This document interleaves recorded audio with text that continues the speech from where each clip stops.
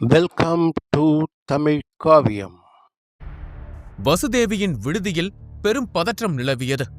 அங்கே வந்திருந்த மூத்த வைத்தியர் அதிகரசன் தான் சத்திரிய மன்றத்தின் 10 வலிமையான குலங்கள் ஒன்றின் மூத்த தலைவர் என்ற உண்மையை வெளிப்படுத்தினார். அந்த 10 குலங்களில் 2 குலங்கள்தான் தன்னுடைய வாழ்வையே புரட்டி போட்டது என்பதை அபிமன்யு அறிவார். அதைக் கேட்டதும் அபிமன்யுவின் உள்ளத்தில் ஆத்திரம் பொங்கியது. வெறுப்புடன் அங்கிருந்து அவன் வெளியேற முயன்றபோது பதற்றமடைந்த வசுதேவி அவனை தடுத்து நிறுத்தினாள். அபிமன்யு, நில், எங்கே செல்கிறாய்? இது உணர்ச்சி வசப்பட வேண்டிய நேரம் அல்ல. தயவு செய்து பொறுமையாக இரு என்று அவனது கையை பிடித்து கேட்டுக்கொண்டான். அது அபிமன்யுவை ஒரு கணம் யோசிக்க வைத்தது. அவன் ஒரு ஆழ்ந்த மூச்சை எடுத்து கோபத்தை கட்டுப்படுத்திக் கொண்டு மீண்டும் அறைக்குள் நுழைந்தான். அவன் அமைதியாக வந்து அமர்வதைக் கண்டதும் வசுதேவி நிம்மதி பெருமூச்சு விட்டாள். அவளுக்கு தன் தந்தை சொன்ன எச்சரிக்கை நினைவுக்கு வந்தது. அந்த முகமுடி அணிந்த மூத்தவருக்கும் நம் குலத்திற்கும் இடையே உள்ள வேறுபாடு வானத்திற்கும் பூமிக்கும் இடையே உள்ள தூரத்தைப் போன்றது. ஒருவேளை அவருக்கு கோபம் வந்தால் நம் குலமே சாம்பலாகிவிடும் என்று அவள் தந்தை சொல்லியிருந்தார். எதிர்காலத்தில் தன் குலத்திற்கு எந்த ஆபத்தும் வந்துவிடக் கூடாது என்பதில் வசுதேவி மிக கவனமாக இருந்தார். அறைக்குள் மீண்டும் அமர்ந்த அபிமன்யு அதிகரசனை பார்த்து மெல்லிய ஆனால் அழுத்தமான புன்னகை ஒன்றை உதிர்த்தான். சரி மூத்தவரே, நாம் வியாபாரத்திற்கு வருவோம் என்று தொடங்கிய அபிமன்யு, நான் கேட்ட அந்த 3 பொருட்களில் ஏதேனும் ஒன்றை உங்களால் தர முடிந்தால் நான் உங்களுக்கு எல்லா வகையிலும் உதவ தயாராக இருக்கிறேன். அமரோதய வீரன் வராத வரை என்னால் உங்களுக்கு ஒரு அரணாக இருக்க முடியும் என்றார். அபிமன்யு இதை சாதாரணமாக சொல்லவில்லை. அவனிடம் இப்போது அதற்கான தகுதியும் வலிமையும் இருக்கிறது என்பதை அந்த அறையில் இருந்த ஒவ்வொரு வீரனும் அறிந்திருந்தார். அதிகரசன் சிறிது நேரம் அமைதியாக இருந்தார். பிறகு அவரது கண்கள் அபிமன்யுவை உற்று கவனித்தது. சிறுவனே, நீ கேட்பது சாதாரணமானவை அல்ல என்று தன் கனமான குரலில் பேசத் தொடங்கினார். முதலில் பிருத்திவி மூல விதை, அது என் கைவசம் இல்லை. 2வது, அந்த சிறப்பு மூலிகை, அதுவும் என்னிடம் இல்லை. 3வது, அதிகரசன் ஒரு கணம் நிறுத்தினார். அறை முழுவதும் நிசப்தம் நிலவியது. 3வது தங்கையாளியின் ரத்தம். இதன் அர்த்தம் என்னவென்று உனக்கு புரிந்திருக்குமா என்றே எனக்கு சந்தேகமாக இருக்கிறது என்றார். அவர் குரலில் இப்போது ஒருவித எச்சரிக்கையும் பயமுறுத்தலும் கலந்திருந்தது. ஒருவேளை நீ அந்த தங்கையாளியின் ரத்தத்தை பெறுவதில் வெற்றி பெற்றாலும் யாழி குலத்தின் தலைவர் அதை கண்டுபிடிக்கும் அந்த நொடி உனது விதி மிகவும் மோசமானதாக மாறும். 10 ஆண்டுகளுக்கு முன்பே யாழியின தலைவர் தேவோதயன் நிலையில் இருந்தார். அவர் இப்போது எந்த நிலையில் இருக்கிறார் என்று யாருக்கும் தெரியாது. அவரை கோபப்படுத்தினால் நீயும் உன் குலமும் வரலாற்றிலிருந்து அழிக்கப்படும் வரை அவர்கள் உன்னை துரத்தி துரத்தி வேட்டையாடுவார்கள். அபிமன்யுவின் முகத்தில் எந்த மாற்றமும் இல்லை. அதிகரசன் இன்னும் விளக்கமாக கூற ஆரம்பித்தார். உனது அனுபவக் குறைவால் இது உனக்கு தெரியாமல் இருக்கலாம். சத்திரிய மன்றம் என்பது பெயருக்கு இருக்கும் ஒரு வீரர்கள் அமைப்பு. ஆனால் ருத்ர மந்தார அமைப்பு என்பது வலிமையானவர்கள் மட்டும் ஒன்று கூடி கூட்டணி அமைத்து எங்கு என்ன நடக்கும் என்று ரகசியமாக நிர்வகிக்கும் அமைப்பு. அதில் இருக்கும் 10 வலிமையான குலங்களில் ஒன்று யாழி குலம். அதிகார படிநிலையில் அவர்கள் 5வது இடத்தில் இருக்கிறார்கள். அவர்கள் ஒருபோதும் தங்க யாழியின் ரத்தத்தை வேறு யாரும் சொந்தமாக்கிக் கொள்ள அனுமதிப்பதில்லை. அதற்கு காரணம் அந்த ரத்தத்தில் உள்ள அபார சக்திதான். அவர் தொடர்ந்தார். ஒரு மனிதன் அந்த இரத்தத்தை பயன்படுத்தினால் அது அவன் உடலோடு முழுமையாக கலக்க 1 வருடம் ஆகும். அந்த 1 வருடத்திற்குள் யாழிக்குலம் அந்த நபரை உலகின் எந்த மூலையில் இருந்தாலும், ஏன் பாதாளத்தில் ஒளிந்திருந்தாலும் கண்டுபிடித்துவிடும். அதன் பிறகு அவர்கள் அந்த நபரை உயிரோடு விடமாட்டார்கள் என்றார். அதிகரசன் பேசிக் கொண்டிருக்கும் போதே அவர் பார்வை எங்கோ சென்றது. ஏதோ பழைய நினைவுகளில் அவர் மிதப்பது போல் தெரிந்தது. ஒரு முறை மின்னல் வீரன் என்றழைக்கப்பட்ட ஒரு மாவீரர் வாழ்ந்தார். அவர் தங்கயாளியின் ரத்தத்தை பெறுவதில் வெற்றி பெற்றார் என்று வரலாற்று கதைகள் இருக்கிறது. ஆனால் உண்மையில் நடந்தது என்ன தெரியுமா? யாழி குலத்தின் மூர்க்கமான மிருகங்கள் அவனை வேட்டையாடின. அவன் ஒரு சேனையின் தலைவனாகவும் வலிமையான வீரனாகவும் இருந்தும் கூட அவர்கள் அந்த ரத்தத்தை திரும்ப பெற்றார்கள். அந்த போரில் 2 தரப்பிலும் பல வலிமையான வீரர்கள் மாண்டனர். ரத்தம் ஆறாக ஓடியது. இறுதியில் அந்த மின்னல் வீரனின் குலத்தலைவர் மற்ற தலைவர்களுடன் சேர்ந்து யாழி குலத்திடம் மண்டையிட்டு சமரசம் பேச வேண்டியதாயிற்று. ஒரு ஒப்பந்தம் உருவாகி அனைத்தும் சமாதானமாக போனது. ஆனால் அதன் பிறகும் கூட யாளிக்குலம் அவனை நிழல் போல பின்தொடர்வதை நிறுத்தவில்லை. பழைய நினைவுகளிலிருந்து மீண்ட அதிகரசன் நிகழ்காலத்திற்கு திரும்பினார். அவர் குரலில் இப்போது ஏளனம் இருந்தது. சரி, இந்த பழைய கதைகள் எதற்கு? அப்போது நீ பிறந்திருக்க கூட மாட்டாய். இந்த புதிய தலைமுறை வீரர்களுக்கு ஆதரவு இல்லாமல் அதிகாரத்திற்கு வரும் திராணி இல்லை. அவர்களிடம் லட்சிய ஊர்தியும் இல்லை, அனுபவமும் இல்லை. ஆனால் எல்லாவற்றையும் எளிதாக பெற நினைக்கிறார்கள் என்றார். பேசி முடித்ததும் அவர் முகபாவனை சற்றென்று மாறியது. சிறுவனே, நீ என்னிடம் கேட்கும் விஷயங்கள் அனைத்தும் நினைத்தவுடன் கிடைக்கக்கூடியவை அல்ல. அவற்றை கேட்பதற்கான தகுதி உன்னிடம் இருக்கிறதா என்று தெரிய வேண்டும். வெறும் வாய்ப்பேச்சு வீரர்கள் நிறைய பேரை நான் பார்த்திருக்கிறேன் என்றார். அவர் குரலில் இருந்த துணி பவித்ரோதய நிலைக்கு கீழே உள்ள எவரையும் அவர் ஒரு பொருட்டாகவே மதிக்கவில்லை என்பதை தெளிவாக காட்டியது. அதியரசனின் இந்த ஆணவமான பேச்சை கேட்டதும் அபிமன்யுவின் முகத்தில் கோபம் மின்னலாய் வெட்டியது. அவன் இந்த விடுதியில் போதுமான நேரத்தை செலவிட்டு விட்டான். போதுமான கதைகளையும் கேட்டு விட்டான். இனி இங்கிருப்பதற்கு அர்த்தமில்லை. இவர் சொல்வது உண்மைதான். இவர் சக்தி வாய்ந்தவர் என்பது மறுப்பதற்கு இல்லை. ஆனால் என் நேரத்தை வீணடிக்கும் உரிமை இவருக்கு இல்லை. இனிமேலும் இங்கிருந்தால் ஏதாவது ஒன்று வெடிக்கும் என்று அபிமன்யு தனக்குள் கூறிக்கொண்டான். போட்டி தொடங்குவதற்கு முன்பு இன்னொரு மோதலை அவன் விரும்பவில்லை. அந்த போட்டிதான் எல்லாவற்றையும் விட முக்கியமானது. எனவே அபிமன்யு அமைதியாக எழுந்து வெளியேறத் தயாரானான். அவன் அந்த அறையை ஒரு முறை கடைசியாக பார்த்துவிட்டு திரும்பினான். அங்கிருந்த இளம் வீரர்கள் மற்றும் பெண்கள் அனைவரும் அவனை நம்ப முடியாமல் பார்த்தனர். இவன் என்ன பைத்தியமா? ஒரு அமரோதய மூத்தவர் பேசிக் கொண்டிருக்கும் போதே முதுகை காட்டி செல்கிறானே என்று அவர்கள் கண்கள் விரித்தன. அவர்களைப் பொறுத்தவரை இது ஆணவம். தன்னை விட 100 மடங்கு வலிமையான ஒருவரை புறக்கணிப்பது என்பது மரணத்தை வரவேற்பதற்கு சமம். இவன் சாவை தேடி செல்கிறான் என்று அவர்கள் தங்களுக்குள் கிசுகிசுத்தனர். யாரும் அவனை தடுக்க துணியவில்லை. அபிமன்யு கோபப்பட்டால் என்ன நடக்கும் என்பதை அவர்கள் பார்த்திருக்கிறார்கள். அவனது கோபம் மிகவும் ஆபத்தானது. அதே சமயம் அதியரசனை இப்படி அவமதிப்பது ஒரு புயலை தனக்குத்தானே அழைப்பதற்கு சமம் என்பதையும் அவர்கள் அறிந்திருந்தார்கள். வசுதேவி அவன் செல்வதை பார்த்து கொண்டிருந்தாள். அவளால் அவனை தடுக்க முடியவில்லை. அபிமன்யு எந்த தயக்கமும் இன்றி பின்விளைவுகளை யோசிக்காமல் சண்டையில் குதிப்பவன் என்பது அவளுக்கு தெரியும். அவள் குறுக்கிட்டால் அவன் அவளது நோக்கத்தை தவறாக புரிந்து கொள்ளக்கூடும். வசுதேவியே ஒரு கஜசூர நிலை வீரர்தான். ஆனால் தன் குலத்தை பலப்படுத்த அவளுக்கு அதியரசனின் ஆதரவு மிகவும் அவசியமாக இருந்தது. அதியரசன் உருவாக்கும் மாத்திரையைப் போல சந்திரபுரி பேரரசில் உள்ள எந்த வைத்தியராலும் உருவாக்க முடியாது. அதற்கு துல்லியமும் நுட்பமும் அடிப்படை திறனை தாண்டிய சக்தியும் தேவை. அவள் அபிமன்யுவை தடுக்க எழுந்தபோது அதியரசனின் முகத்தை பார்த்தாள். அவரது கண்கள் சிவந்திருந்தன. அவரது கோபம் அலை அலையாக காற்றில் பரவியது. அவரது சக்தி ஒரு புயலைப் போல கசிந்தது. அவர் கையில் இருந்த பீங்கான் தேநீர் கோப்பை அவர் தொடாமலேயே அழுத்தத்தில் நொறுங்கி தூளானது. திடீரென எலும்பை உறைய வைக்கும் ஒரு குரல் அந்த அறையை கிழித்தது. அனைவரின் உடல் ரோமங்களும் எழுந்து நின்றன. எல்லோர் பார்வையும் அதியரசன் பக்கம் திரும்பியது. சிறுவனே, நான் உன்னை வெளியேறச் சொல்லவில்லை. அந்த குரல் கம்பீரமாக எதிரொலித்தது. அது வெறும் சத்தம் அல்ல, அதிகாரத்தின் கர்ஜனை.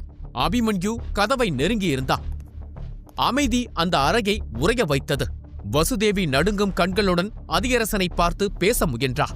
மூத்தவரே, தயவு செய்து அமைதியாகிருங்கள். நான் அபிமன்யுவிடம் பேசுகிறேன். அவன் என்று இழுத்தார். அதியரசன் தனது ஒரு கையை உயர்த்தினார். வசுதேவியின் வார்த்தைகள் தொண்டையிலேயே சிக்கிக் கொண்டன. அவள் வாயை மூடினாள். அமைதியாக அமர்ந்திருந்த சசிரேகா இந்த சூழ்நிலையை வேடிக்கை பார்த்து கொண்டிருந்தாள். அவள் உதட்டில் ஒரு மெல்லிய புன்னகை தவழ்ந்தது. வத்சலா சொன்னது சரிதான். அபிமன்யு நண்பர்களை எதிரிகளாக மாற்றுவதில் வல்லவன். எப்பேற்பட்ட சக்தி வாய்ந்தவர்களையும் அவன் பகைக்குள் தள்ளிவிடுவான் என்று தனக்குள் முணுமுணுத்தாள். அதியரசன் போன்ற அமரோதய மூத்தவரை அபிமன்யு இப்படி புறக்கணிப்பான் என்று நான் நினைத்துக்கூட பார்க்கவில்லை. இந்த பையனால் கள்ளையும் எதிரியாக மாற்ற முடியும். இவனது ஆணவம் பயமுறுத்துகிறது, அதே சமயம் வசீகரமாகவும் இருக்கிறது என்று நினைத்தா. வசுதேவி தனக்குள் முணுமுணுத்தா. இந்த தருணமும் கடந்து போக வேண்டும் என்று வேண்டிக் கொண்டா. தன் ஆலோசனை கூட்டத்தில் ஏதேனும் அசம்பாவிதம் நடந்தால் தன் தந்தை கோபத்தின் உச்சிக்கு சென்று விடுவார் என்று நினைத்தா. ஆனால் அபிமன்யு சற்றும் அஞ்சாமல் அதியரசனை பார்த்து தெளிவாக பேசினான். நான் ஏற்கனவே சொல்லிவிட்டேன், நான் கேட்ட அந்த அரிய பொருட்களை தந்தால் நான் உங்களுக்கு உதவுவேன். மற்றபடி உங்கள் மாத்திரையின் மீது எனக்கு எல்லளவும் ஆர்வம் இல்லை. வீணடிக்க எனக்கு நேரமும் இல்லை. இதை சொல்லிவிட்டு பதிலை எதிர்பார்க்காமல் அவன் அங்கிருந்து திரும்பினான். அவன் அங்கிருந்து நகர முயன்ற போது திடீரென அவன் கண்கள் சுருங்கின. காற்றில் ஒரு சக்தி வெடித்தது. இளம் வீரர்கள் மூச்சு திணறினர். கண் இமைக்கும் நேரத்தில் அதியரசன் தனது இருக்கையில் இருந்து மறைந்து அபிமன்யுவின் முன்னால் நின்றார். அவரது வேகம் அரக்கத்தனமாக இருந்தது. அவரது இருப்பு மூச்சடைக்க வைத்தது. அவரது உடலில் இருந்து கசிந்த சக்தி கண்ணுக்கு தெரியாத ஒரு கூண்டைப் போல அபிமன்யுவை சூழ்ந்தது. அபிமன்யு தன்னை தயார்படுத்திக் கொண்டான். அதியரசனின் கண்கள் தணலாக எரிந்தன. உன் பலத்தின் மீது இவ்வளவு கர்வமா? நீ யாரை எதிர்த்து நிற்கிறாய் என்று உனக்கு புரிகிறதா? உன் உயிரை எடுப்பது எனக்கு ஒரு நொடி வேலை என்றா. வெள்ளை நிற ஆற்றல் புகை மின்னலைப் போல அதியரசனை சூழ்ந்தது. அறை முழுவதும் ஒருவித அதிர்வு பரவியது. அபிமன்யு அந்த சக்தி வெளிப்படுவதை பார்த்தான். பயப்படுவதற்கு பதிலாக ஒரு ஏளன புன்னகை அவன் உதட்டில் அரும்பியது. மூத்தவரே, சக்தியால் செய்யப்பட்ட இந்த நிழல் என்னை தடுத்து நிறுத்தும் என்று நம்புகிறீர்களா என்று கேட்டான். அதியரசனின் புருவங்கள் உயர்ந்தன. அபிமன்யு தொடர்ந்தான். நீங்கள் சக்தி வாய்ந்தவர் என்று எனக்கு தெரியும். ஆனால் இப்போது என் முன் நிற்பது உங்கள் உண்மையான உடல் அல்ல. இது வெறும் நிழல். இதன் பலம் ஒன்றும் அவ்வளவு உயர்ந்ததல்ல. என்னை மிரட்ட இது போதாது என்றார். நிழல் என்ற வார்த்தை அதியரசனை தாக்கியது. அதிர்ச்சி அவர் முகத்தில் பரவியது. அவர் பிரம்மாண்டமான ஒளிவட்டம் தடுமாறியது. அவர் கண்களில் இருந்து குரூரம் குறைந்தது. அவர்களை சுற்றியிருந்த இளம் வீரர்கள் கண்கள் விரிய பார்த்து கொண்டிருந்தனர். அபிமன்யு ஒரு துளி சக்தியை கூட வெளிப்படுத்தவில்லை. அவன் சாதாரணமாக புன்னகையுடன் சிறிதும் அசைக்க முடியாமல் நின்றான். சசிரேகா வியந்து போனார். இவன் நான் நினைத்ததை விட கூர்மையானவன். ஒரு கணம் நானே இது நிழல் உருவமா என்று சந்தேகப்பட்டேன். ஆனால் இவன் அதியரசனின் மாயத் தோற்றத்தை அடுத்த நொடியே கண்டுபிடித்து விட்டான். ஒரு நிழலை அடையாளம் கண்டு ஒற்றை வாக்கியத்தில் அதை தோற்கடித்து விட்டான் என்றார். அபிமன்யு அதியரசனின் நிழல் உருவத்தை கடந்து நடந்தான். அதியரசன் விஷம் தோய்ந்த குரலில் பேசினார். சிறுவனே, நீ என்ன செய்திருக்கிறாய் என்று உனக்கே தெரியவில்லை. உன்னால் கற்பனை செய்து கூட பார்க்க முடியாத ஒரு குலத்தை நீ எதிரியாக்கியிருக்கிறாய் என்றார். அபிமன்யு நின்றான். அவன் திரும்பாமலே பேசினான். அவனது குரல் தாழ்வாகவும் இரும்பு போன்ற உறுதியுடனும் ஒலித்தது. மூத்தவரே, உண்மையை கண்டுபிடிக்க முடியாத அளவுக்கு நான் முட்டாள் என்று நினைத்தீர்களா? உங்கள் உண்மையான உடல் ஆழமாக காயமடைந்துள்ளது. அந்த காயங்கள் மிகவும் மோசமானவை. அதனால்தான் உங்கள் நிழல் உருவம் கூட இவ்வளவு பலவீனமாக இருக்கிறது. அது உங்களது உருவத்தை தக்க வைத்துக் கொள்ளவே திணறுகிறது என்றார். அதியரசன் அதிர்ச்சியில் உறைந்து போனார்.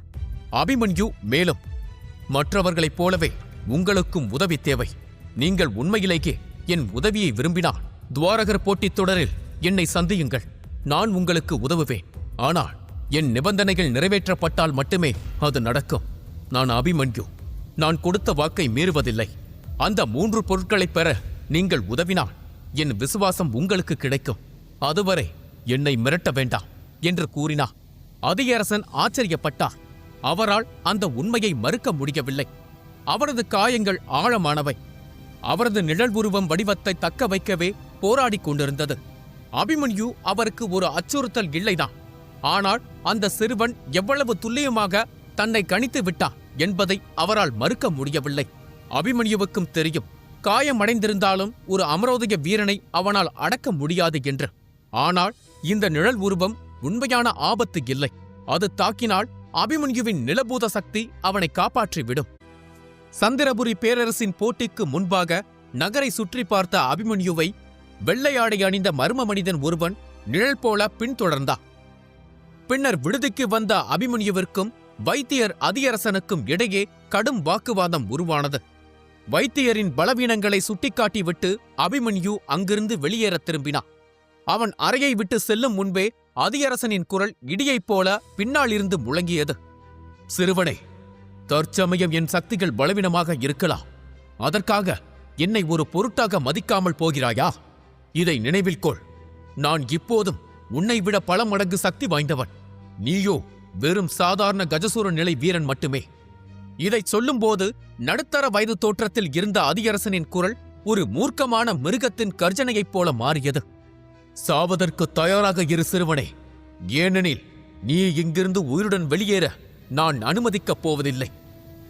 அந்த வயதான வைத்தியர் அதியரசனின் கொலைவெறி கொண்ட வார்த்தைகளை கேட்டும் அபிமன்யு எந்த பதிலும் சொல்லவில்லை.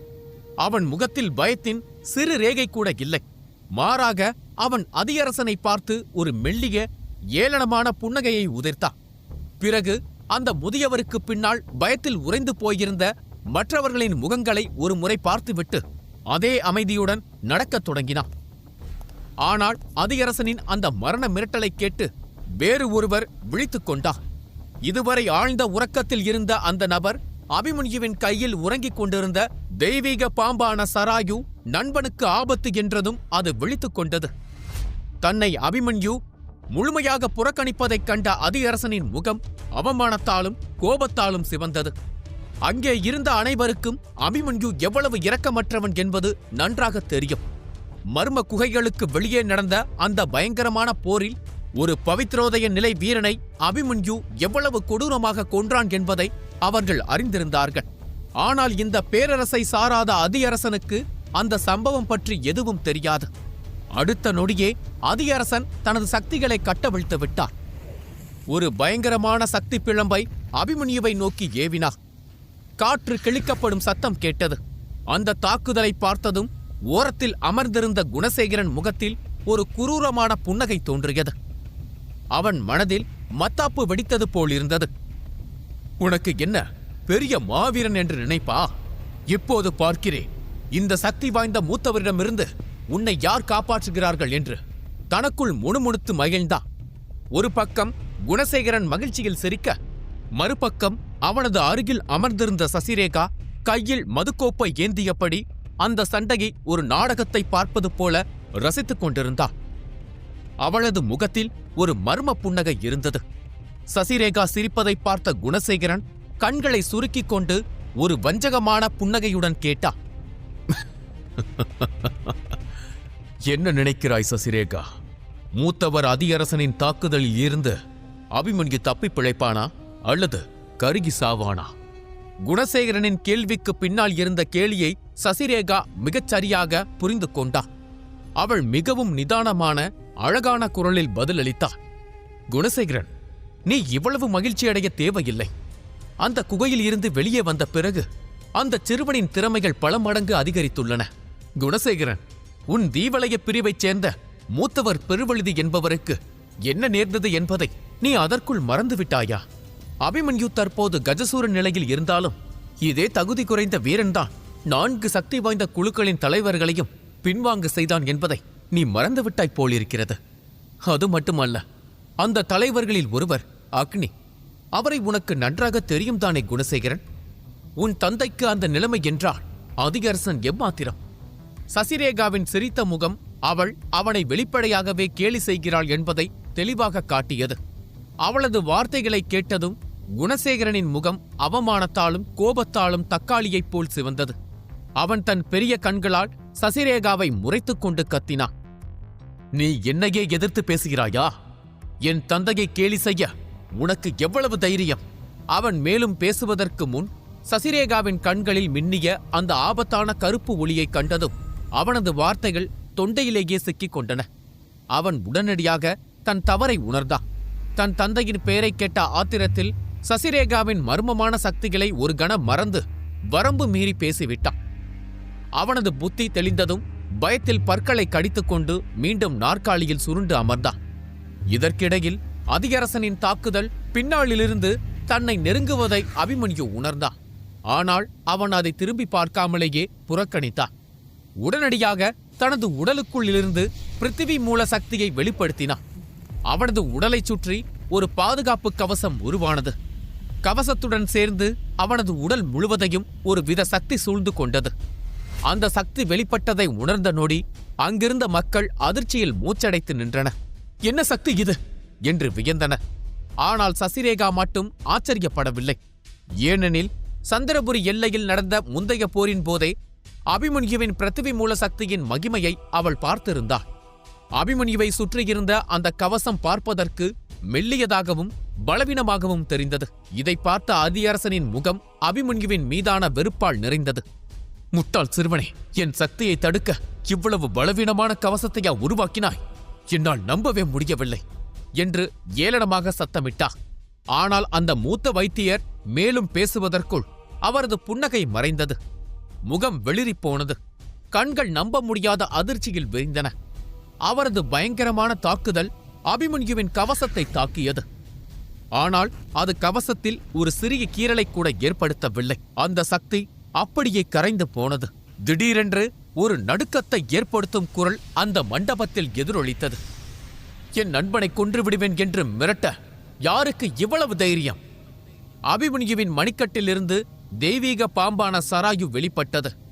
படமெடுத்தபடி அது கோபத்தில் சீறியது. அதன் கண்கள் நெருப்பாய் ஜொலித்தன. சராயுவின் கோபத்தை பார்த்ததும் அபிமன்யு புன்னகைத்தான். சராயு, அமைதி, இவரை நானே பார்த்துக் கொள்கிறேன், நீ ஓய்விடு என்று தனது பார்வையிலேயே உணர்த்தினான். அபிமன்யுவின் சைகையை புரிந்து கொண்ட தெய்வீக பாம்பு மீண்டும் சுருண்டு அவனது மணிக்கட்டிலேயே அமர்ந்து உறக்கத்திற்கு சென்றது. இக்காட்சியை கண்ட அதியரசன் திகைத்துப் போனார். இது எப்படி சாத்தியம்? உன்னிடம் பிருத்திவி மூலசக்தி இருக்கிறதா? இது நடக்கவே முடியாதே. பிருத்திவி மூலசக்தியை கட்டுப்படுத்த ஒரு வீரன் பவித்ரோதய நிலையில் இருக்க வேண்டும். இல்லை என்றால் அந்த சக்தி அந்த நபரை உள்ளிருந்தே அழித்துவிடும். நீயோ வெறும் கஜசூர நிலையில்தான் இருக்கிறாய். அது மட்டுமில்லாமல் உன்னிடம் ஒரு தெய்வீக மந்திர மிருகமும் இருக்கிறதா? ஒரு சாதாரண சிறுவனுக்கு இது சாத்தியமே இல்லை. சிறுவனே, யார் நீ? எந்த குழுவைச் சேர்ந்தவன்? உன் உண்மையான அடையாளத்தை வெளிப்படுத்த. அதியரசன் ஒரு குளிர்ந்த நடுக்கமான பெருமூச்சை விட்டார். இவ்வளவு இளம் வயதில் ஒருவனால் பிருத்திவி மூல சக்தியையும் ஒரு தெய்வீக மிருகத்தையும் ஒரே நேரத்தில் கட்டுப்படுத்த முடியும் என்பதை அவரால் ஜீரணிக்கவே முடியவில்லை. அபிமன்யு புன்னகையுடன் பதிலளித்தார். பாருங்கள் வைத்தியர் அதியரசனே, எனக்கு உங்களுடன் எந்த பகையும் இல்லை. உங்கள் சக்தி நிலையைக் கண்டு நான் பயப்படுகிறேன் என்றும் நினைக்காதீர்கள். நான் தேடும் பொருட்களில் ஏதேனும் ஒன்று உங்களிடம் இருந்தால் அல்லது அவற்றை பெற நீங்கள் எனக்கு உதவினால் நான் உங்களுக்கு உதவுவேன். இல்லையென்றால் நான் எதற்காக இங்கே அழைக்கப்பட்டேன் என்பதையே நான் மறந்து விடுவேன். அபிமன்யு அங்கிருந்து கிளம்ப திரும்பிய போது அதியரசன் அவசரமாக கூச்சலிட்டார். நெல் சிறுவனே, ஏன் இவ்வளவு அவசரப்படுகிறாய்? நீ கேட்கும் பொருளை என்னால் தர முடியாதுதான். வேறு யாராலும் அதை அவ்வளவு எளிதாக தரவும் முடியாது. அந்த மூலசக்தி விதையை எப்படி உருவாக்குவது என்பது என் குழுவில் உள்ளவர்களுக்கு கூட தெரியாது. இதை கேட்டதும் அபிமன்யுவின் புன்னகை மறைந்தது. அவன் தோள்களை குலுக்கிக் கொண்டு சலிப்பான குரலில் பதிலளித்தான். உங்களிடம் எந்த தகவலும் இல்லை என்றால் என் நேரத்தையும் உங்கள் நேரத்தையும் வீணடிப்பதை நிறுத்துங்கள். அந்த 3 பொருட்களை தவிர வேறு எதற்கும் ஈடாக நான் உங்களுக்கு உதவ மாட்டேன். அபிமன்யு உண்மையிலேயே சென்று விடுவான் என்பதை அதியரசன் உணர்ந்தார். ஒரு பலவீனமான நிலையில் இருக்கும் அவருக்கு வேறு வழி தெரியவில்லை. தயக்கத்துடன் அவர் சத்தமாக சொன்னார். கேள் சிறுவனே, நீ எனக்கு உதவுவதாக வாக்களித்தால் என்னால் அந்த பொருளை தர முடியாமல் போகலாம். ஆனால் ஒரு சக்தி நிலை வைத்தியரிடம் இருந்து நீ ஒரு கடனை சம்பாதிப்பாய். அதன் மதிப்பு என்னவென்று உனக்கே தெரியும். அது மட்டுமல்ல, உனக்கு பெரிதும் உதவக்கூடிய ஒரு விஷயத்தை நான் அறிவேன். அவர் அவசரமாக பேசினார். தன்னை சுற்றியிருந்த இளம் வீரர்கள் என்ன நினைப்பார்கள் என்பதை பற்றி அவர் கவலைப்படவில்லை. அதியரசனின் உடல் உட்புறமாக பலத்த காயமடைந்திருந்தது. அவரால் தன் சொந்த குழுவிற்கு கூட பாதுகாப்பாக திரும்ப முடியாது. மிகுந்த சிரமப்பட்டு இந்த நிழல் உருவத்தை உருவாக்கியதே வலிமையான ஒருவரின் உதவியுடன் தனக்கான மருந்தை தயாரிப்பதற்காகத்தான். அபிமன்யு ஒரு கணம் யோசித்தான். பிறகு தலையசைத்தான். சரி வைத்தியர் அதியரசனே, உங்கள் சலுகையை நான் ஏற்றுக்கொள்கிறேன். ஆனால் நினைவில் கொள்ளுங்கள், உங்கள் வாக்கை மீறினால் நான் உங்களை சும்மா விடமாட்டேன். உங்கள் குழு கிழக்கு பகுதியிலேயே மிக வலிமையானதாக இருந்தாலும் சரி, நான் உங்களை துரத்தி வருவேன். அதியரசன் திகைத்துப் போனார். எந்த ஒரு தகுதி குறைந்த வீரனும் ஒரு சக்தி நிலை வீரனிடம் இப்படிப்பட்ட தொனியில் பேச துணிந்ததில்லை. அதியரசன் ஒரு கஜசூர நிலை சிறுவனுடன் பேரம் பேச வேண்டியதாயிற்று என்பது வெளியே தெரிந்தால் அவரது நற்பெயர் தரைமட்டமாகிவிடும். இருப்பினும் அதியரசன் புன்னகைத்துக் கொண்டே சொன்னார். கவலைப்படாதே சிறுவனே, நான் ஒரு சக்தி நிலை வீரன். ஒரு வீரன் யாருடைய கடனையாவது திருப்பிக் கொடுக்காமல் நீண்ட காலம் வாழ முடியாது என்றார். அபிமன்யு நிம்மதி பெருமூச்சு விட்டான். அவனுக்குள் சிந்தித்தான், ஒரு சக்தி நிலை வைத்தியரின் கடன் இவ்வளவு வலிமையானவராக இருந்தும் என் உதவி அவருக்கு தேவைப்படுகிறது என்பதை நம்பவும் கடினமாக உள்ளது. ஆனால் தாமா காயமடைந்திருக்கும் இந்த சூழ்நிலையில் என்ன நடக்குமோ என்று பயமாக இருக்கிறது. யாராவது வலிமையானவர்கள் தாக்கினால் நான் தப்பித்துக் கொள்ளலாம். ஆனால் தாமாவை காப்பாற்ற முடியாமல் போகலாம். என்னுடன் ஒரு சக்தி நிலை வீரன் இருந்தால் யார்தான் தாக்க துணிவார்கள்? அந்த சிந்தனை அபிமன்யுவின் முகத்தில் ஒரு மெல்லிய புன்னகையை வரவழைத்தது. ஆனால் அவன் அதை வெளிக்காட்டிக் கொள்ளவில்லை. அபிமன்யு அங்கிருந்து நடக்கத் தொடங்கினான். அவன் செல்வதை பார்த்த அதிகரசனுக்கு நிம்மதியாக இருந்தது. அவர் பயத்தால் ஒப்புக்கொள்ளவில்லை. அபிமன்யுவின் பிருத்திவி மூல சக்தியையும் சராயுவையும் பார்த்த அந்த நொடி, மருந்து தயாரிக்கும் போது இந்த சிறுவன் தன்னை பாதுகாத்தால் தான் பயமின்றி வேலை செய்யலாம் என்பதை உணர்ந்தா. அதிகரசன் நினைத்திருந்தால் ஒரு சக்தி நிலை வீரரிடமே உதவி கேட்டிருக்கலாம். ஆனால் தற்போதைய பலவீனமான நிலையில் தன்னை விட வலிமையான யாரையும் அவரால் நம்ப முடியாது. உதவிக்காக பேரரசு முழுவதும் தேட அவருக்கு நேரமும் இல்லை. மருந்து தயாரிக்கும் போது அவரை தாக்கிய எதிரிகள் எந்த நேரத்திலும் மீண்டும் தாக்கக்கூடும். அபிமன்யு அந்த ஆலோசனை கூட்டத்தின் நீண்ட தாழ்வாரத்தில் நடக்கத் தொடங்கினான். அப்போது பின்னாலிருந்து அவசரமான காலடி சத்தம் கேட்டது. வசுதேவி ஓடி வந்து அவனை இடைமறித்தாள். அபிமன்யு, ஒரு நிமிடம் நில் என்றாள் மூச்சரைக்க. அபிமன்யு நின்றான். என்ன வசுதேவி, நான் ஒப்பந்தத்தை ஏற்றுக்கொண்டு விட்டேனே. வசுதேவியின் முகத்தில் கலக்கம் தெரிந்தது. அவள் குரலை தாழ்த்தி, நீ நெருப்போடு விளையாடுகிறாய் என்று உனக்கு புரிகிறதா? அதிகரசன் ஆபத்தானவர். அவர் ஒரு சக்தி நிலை வைத்தியர். அவர் தேவை முடிந்ததும் உன்னை தூக்கி எறிய மாட்டார் என்பதற்கு என்ன நிச்சயம் என்று கேட்டார். அபிமன்யு மெளிதாக சிரித்தான். நெருப்போடு விளையாடுவது எனக்கு புதிதல்ல வசுதேவி. சொல்லப்போனால் ஆபத்துதான் எனக்கு பழைய நண்பன். அதிகரசனுக்கு நான் தேவை.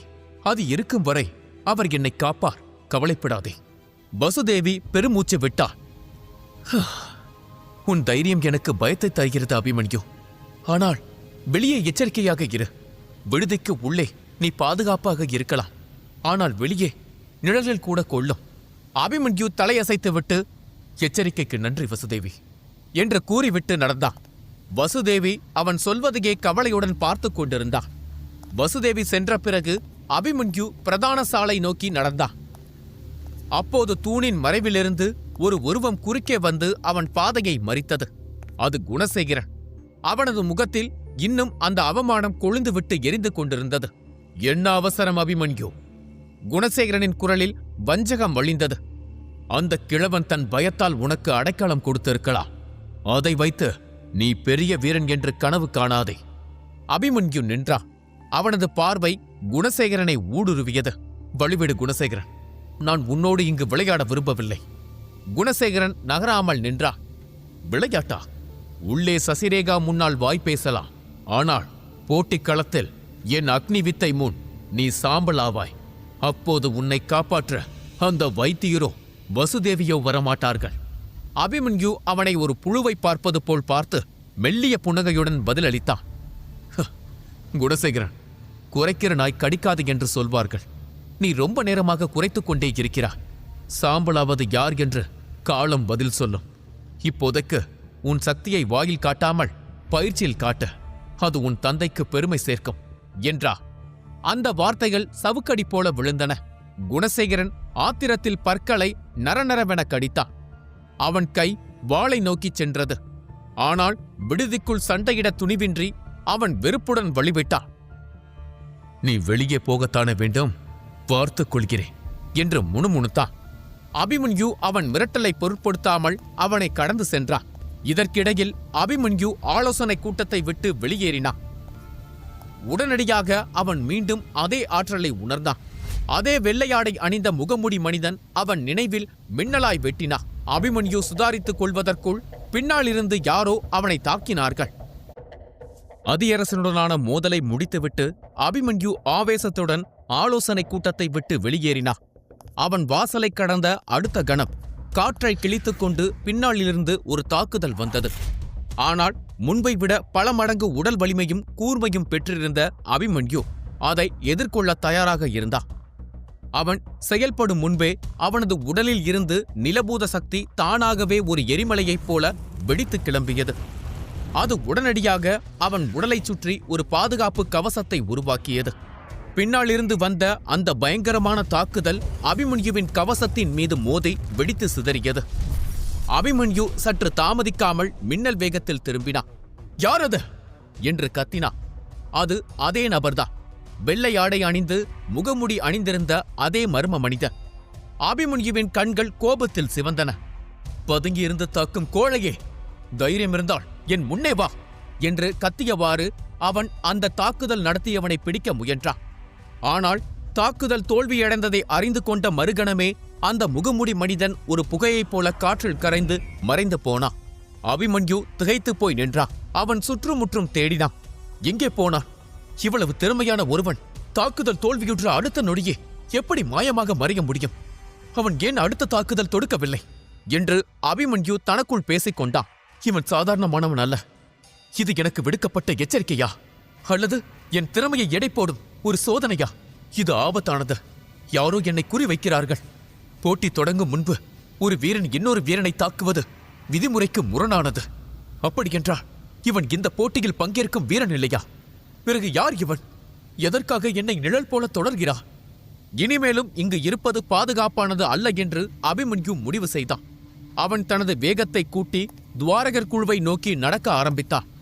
அந்த தாக்குதலுக்கு பிறகு அவனது கண்கள் கழுகை போல சுற்றுப்புறத்தை நோட்டமிட்டன. நடந்து கொண்டே அவன் கையில் இருந்த காகிதத்தை பார்த்தான். தாமா அவனிடம் கொடுத்த மூலிகைகளின் பட்டியல் அது. இந்த விசித்திரமான மூலிகைகளை நான் எங்கே தேடுவேன் என்று சலித்துக் கொண்டான். அதியரசன் மட்டுமே இப்போது நமக்கு இருக்கும் ஒரே வழி. அவரை வைத்து இவற்றை சேகரிக்க வேண்டும் என்று கூறிக்கொண்டே அபிமன்யு நடந்தான். உண்மையில் இந்த சந்திரபுரி பயணம் அற்புதமானது. நான் இழந்ததை விட பெற்றது அதிகம். நான் எதிர்பார்த்ததை விட என் சக்தி பன்மடங்கு அதிகரித்திருக்கிறது என்று மகிழ்ச்சியோடு கூறினான். அவன் துவாரகர் குழுவின் பிரம்மாண்டமான நுழைவாயிலை நெருங்கினான். மற்றவர்களின் கவனத்தை தவிர்க்க அவன் முகமுடி அணிந்து சாதாரண வீரனைப் போல உள்ளே நுழைந்தான். வத்சலா அவனிடம் இன்று கொண்டாட்டங்கள் நடைபெறும் என்று கூறியிருந்தார். அவன் ருத்ரன் வேடத்தில் இருந்தாலும் போட்டிக்கு முன்னர் அனைவரும் தன்னை கவனிப்பதை அவன் விரும்பவில்லை. அவன் ரகசியமாக வேடிக்கை பார்க்க விரும்பினான். உள்ளே நுழைந்ததும் அந்த இடமே திருவிழா கோலம் பூண்டிருந்தது. பல்வேறு பகுதிகளைச் சேர்ந்த வீரர்கள் அங்கு குவிந்திருந்தனர். ஒவ்வொரு மூலையிலும் ஆயுதங்களின் உராய்வு சத்தமும் வீரர்களின் கர்ஜனையும் கேட்டுக்கொண்டே இருந்தது. அது பலவீனமானவர்களுக்கான இடமல்ல என்பது தெளிவாக தெரிந்தது. துவாரக குல மைதானத்திற்குள் பயிற்சிக்காக ஒரு பிரம்மாண்டமான அரங்கம் தயார் செய்யப்பட்டிருந்தது. அங்கே 5 சக்தி வாய்ந்த மந்திர கற்கள் வைக்கப்பட்டிருந்தன. ஒவ்வொன்றும் வெவ்வேறு பஞ்சபூத சக்திகளை கொண்டிருந்தன. மேடையில் சண்டை துவங்கும் போது அது ஒளிர்ந்து தானாகவே ஒரு பாதுகாப்பு கவசம் உருவாகும். அந்த கவசம் ஒரு பவித்ரோதய வீரனின் கவசத்திற்கு இணையாக வலிமையானதாக இருக்கும். மக்கள் ஆர்வத்துடன் முன்வரிசை இருக்கைகளை வாங்கி குவித்துக் கொண்டிருந்தனர். சீக்கிரம் பாருங்கள், இடம் கிடைக்காவிட்டால் நின்று கொண்டேதான் பார்க்க வேண்டும் என்று கூச்சலிட்டனர். அப்போது அபிமன்யுவின் அருகில் நின்று இருந்த 2 வீரர்கள் தங்களுக்குள் பேசிக் கொண்டது அவன் காதில் விழுந்தது. அந்த மேடையை பார்க்க ஆசையாகவும் இருக்கிறது, பயமாகவும் இருக்கிறது. அதில் ஏறினால் உயிருடன் திரும்புவது சந்தேகம் என்று கூறப்படுகிறது. அதனால்தான் பயமாக இருக்கிறது என்றான். அதற்கு மற்றவன் ஏளனமாக சிரித்தான். பயப்படுவர்களுக்கு இங்கே இடமில்லை நண்பா. அந்த மந்திர கற்களின் சக்தியை தாங்க முடியாதவன் அரங்கத்திற்குள்ளேயே நுழையக்கூடாது. போர்க்களத்தில் ரத்தம் சிந்துவது என்பது சாதாரணம். இன்று ரத்தம் சிந்துவதை பார்க்கத்தான் இந்த கூட்டமே கூடியிருக்கிறது என்றான். அவர்களின் பேச்சு அந்த போட்டியின் கொடூரத்தன்மையை அபிமன்யுவிற்கு இன்னும் தெளிவாக உணர்த்தியது. அப்போது அபிமன்யு திடீரென நின்றான். மைதானத்தின் திறந்த வெளியில் 2 வீரர்கள் ஒரு இருக்கைக்காக சண்டையிட்டுக் கொண்டிருந்தனர். ஒருவன் பருத்த உடலுடன் மிகவும் அமைதியாக நின்று இருந்தான். மற்றவன் கட்டுமஸ்தான உடலுடன் கம்பீரமாக நின்று கொண்டிருந்தான். பலம் வாய்ந்த வீரன் பருத்த மனிதனை பார்த்து, பூசணிக்காய்களுக்கு இங்கு என்ன வேலை? 2 பேர் இடத்தை அடைத்துக் கொள்வதற்கு பதில் ஏதாவது மூலையில் போய் ஒரு இடம் தேடு, போ, இங்கிருந்து கிளம்பு என்று மிரட்டினான். ஆனால் அதை கேட்டு அந்த பருத்த மனிதன் புன்னகைத்தான். ஒரு ஏளன சிரிப்பு அவன் முகத்தில் பரவியது.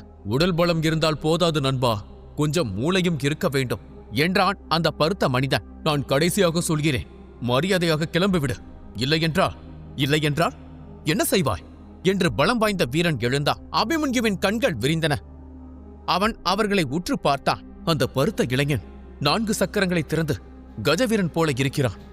ஆனால் கண்களில் ஒரு கொடூரமான ஒளி தெரிகிறது. இதில் ஏதோ விசித்திரமாக இருக்கிறது என்று எண்ணினான்.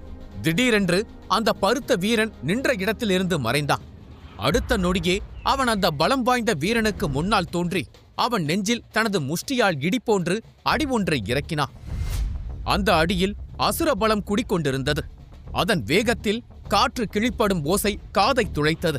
பார்ப்பதற்கு மென்மையாக தெரிந்த அவனது உடல் ஒரு பீரங்கி குண்டைப் போல அத்தனை வேகத்துடன் செயல்பட்ட விதம் அங்கிருந்தவர்களை உறைய வைத்தது. அந்த மலை போன்ற வீரன் ஒரு பொம்மையைப் போல தூக்கி வீசப்பட்டான். அபிமன்யு ஆச்சரியத்தில் உறைந்து நின்றான். என்ன வேகம், என்ன சக்தி! இது உண்மையிலேயே இவனுடைய சக்திதானா என்று அதிர்ச்சி அடைந்தான். அப்போது அவனுக்கு அருகில் ஏதோ ஒரு சக்தி வாய்ந்த இருப்பை அபிமன்யு உணர்ந்தான். யாரோ தன்னை பார்ப்பது போன்ற உணர்வு அவனுக்கு ஏற்பட்டது. பின்னர் அவன் யார் என்பதை கண்டறிந்து விட்டான். மன்னித்து விடுங்கள் வேட்டையரே, உங்களை அடையாளம் காண எனக்கு கொஞ்ச நேரம் எடுத்துக்கொண்டது என்றான். சூரியவர்மன் ஆச்சரியத்துடன் அவன் முன் தோன்றினான். அபிமன்யு, உன்னால் எப்போதும் மறைந்திருக்கும் சக்திகளை கூட உணர முடிகிறதா? உன் ஆற்றல் ஒவ்வொரு கணமும் வளர்ந்து கொண்டே இருக்கிறது. பிரமாதம் என்றார். சூரியவர்மன் பேசிக் கொண்டிருக்கும் போதே அபிமன்யுவின் கண்கள் அந்த பகுதியை துளாவிக் கொண்டிருந்தன.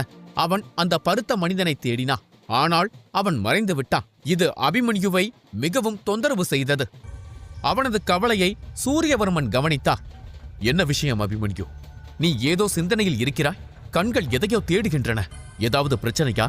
நினைவில் கொள், நாம் துவாரகர் குழுவிற்குள் இருக்கிறோம். நான் எங்கே ஒரு மூத்தவர். உனக்கு ஏதாவது பிரச்சனை என்றால் தயங்காமல் என்னிடம் சொல்லலாம் என்றார். அவர் சிரித்தபடி சொன்னாலும் அவர் குரலில் ஒரு தீவிரம் இருந்தது. அபிமன்யு ஒரு பெருமூச்சு விட்டார். மூத்தவரே, உங்களால் ஒரு பரிச்சயமான சக்தி வாய்ந்த இருப்பை உணர முடிந்ததா?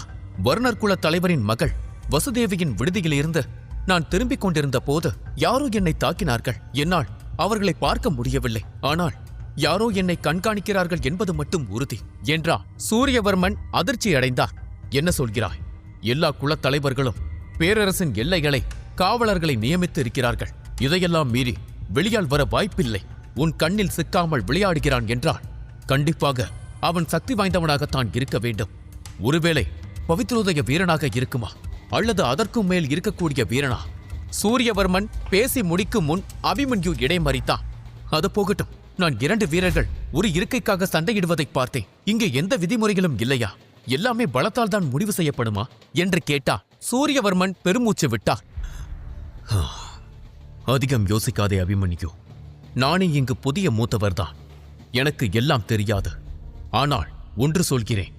துவாரகர் குழு ஒரு காலத்தில் ஒரு மாபெரும் சாம்ராஜ்யத்தின் பகுதியாக இருந்தது. உன்னுடைய இந்திரபுரி பேரரசும் அதோடு தொடர்புடையதுதான்.